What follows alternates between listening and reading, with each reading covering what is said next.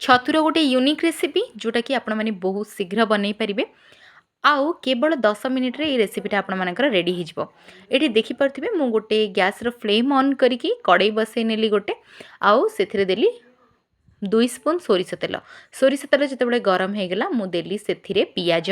2टा पियाजटा को बर्तमान भाजी हाँपाई रखीदी एपटे छतु गुड़िक भल भाव में काटिकी धोई नेली आपण मैंने देखिपे गोटे छतु को आपण मैंने 4 पीस करके काटिपारे। तो ये देखिपे पियाजटा को अल्प टे भाजी नौची मो पूर्वर आपण मानक गोटे पेस्ट देखी जोटा कि मुझे यूज करी से पेस्ट रे यूज होती गोटे बड़ अदा गोटे पूरा रसुण आ गोटे पियाज ठीक अच्छे आ मु कंचा लंका पकई 2 ରୁ 3टी आपण मानक जदि राग कम दरकार ताहले आपण माने कमई मध्य पारिबे। ये सब जिनस पकई सारा पर यहाँ को एमती पूरा भल भाव में भाजी ने पूरा लाइट ब्राउन कलर होगा जाए तापर मु कौन कली ये जो पेस्टा को बर्तमान ए पकेली एथिरे आमे माने आउ गोटे पेस्ट मध्य यूज करबा जोटा कि होउची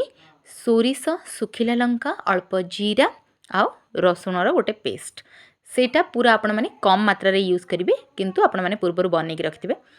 यही जितेबाला ये आपण मैंने देखिपे अदा रसुणटा पूरा तार स्मेल गला पर्यटन मुझे कसुची जितेबाला स्मेलटा पड़ेगा तापर मुझे पकेली half spoon red chilli powder half spoon देली ए काश्मीरी रेड चिली पाउडर जोटा कि केवल कलर पाई आउ तापर ये मुझे पकेली गोटे स्पून मसला ठीक अच्छे आपण मैंने मसलाटा को कम बेसी आपण हिसाब से आपण मैंने नहीं पारे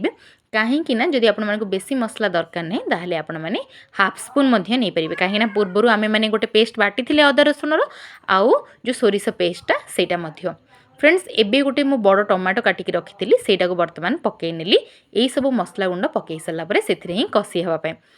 छतुटा बहुत जल्दी सिझी जाए आपण मैंने जानी थे। तो आपणकर जदि मसला रेडी हो जाए ताहले छतुटा पकईकी आपण मैंने बनई पारे। तो देखिपे बर्तमान मुझे पकईदेली ये जो छतुटा को पकईकी अल्प समय घांटे जिते पर्यंत तार पानीटा न बाहरी आपण मैंने एक्सट्रा पानी देवेनि छतुरु जी पानी बाहर से ही तेणुक छतुरु पानीटा जल्दी बाहरी जावाई मुझे पकईली लुण जोटा कि मुझे पकईली गोटे स्पून लुणटा आपण मैंने देकी अल्प समय छाड़देला आपण मैंने कौन करेंगे ना घोड़नीटा घोड़े देवे ता भितर फ्रेंड्स ये गोटे क्लिप मिस हो जाए सिजु सोरिष बटाटा ये यूज कर से 2 स्पून यूज करी आउ ए भितर ही कषि नौची आपण मैंने अदा रसुण मसलाटा को पूरा भल भाव में कषिकी छतुटा पकई सारापर कौन करेंगे ये स्टेज रे से सोरिषटा पकईकी यहाँ को मिक्स करके आउ टिके समय भाजिकी छाड़देवे। ये देखिपे किसी समय छाड़ला जी पानी बाहर कथा बाहरी सारा कहीं यहाँ को आम मसला टाइप प्रिपेयर करुचे तेणुक एतिकी पानी यहाँ सिझापी यथेष्ट आपण मैंने आउ एक्सट्रा पानी बिल्कुल भी देवे ना। ये जितेबाला मु 5 ରୁ 10 मिनट छाड़ी सारापर कवरटा काढ़ी देखला बेलू छतुटा पूरा रेडी हो आपण मैंने यहाँ नान सहित खातु पराठा सहित खातु आपण मानक बहुत ही टेस्टी लगे और यमी लगे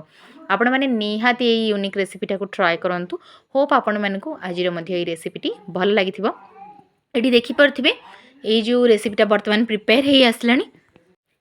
एमिति ही हाई फ्लेम रे रखिकी आउ अल्प समय को फुटिबा छाड़ी दिंतु तापरे फ्लेमटा को आपण मैंने बंद कर नियंतु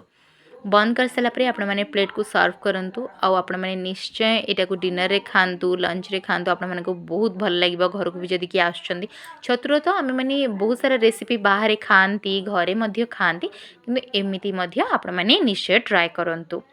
आउ फ्रेंड्स जदि वीडियोटा आज टिके भी आपण मानक भल लगी ताहले चैनल को सब्सक्राइब करने सहित वीडियोटी को लाइक शेयर करने को जमारू मध्य भूलिबेनी। एमिति यूनिक रेसिपी देखिबापाई मो चैनल को आपण माने सब्सक्राइब करि पारिबे आउ बेल आइकन को प्रेस करबा द्वारा आपण मानक एमिति नुआ नुआ रेसिपीर नोटिफिकेशन मध्य मिली जिवो। आपण मानक रेसिपीटी केमती कोन लागिला मते कमेंट सेक्शन रे निहाती जणांतु।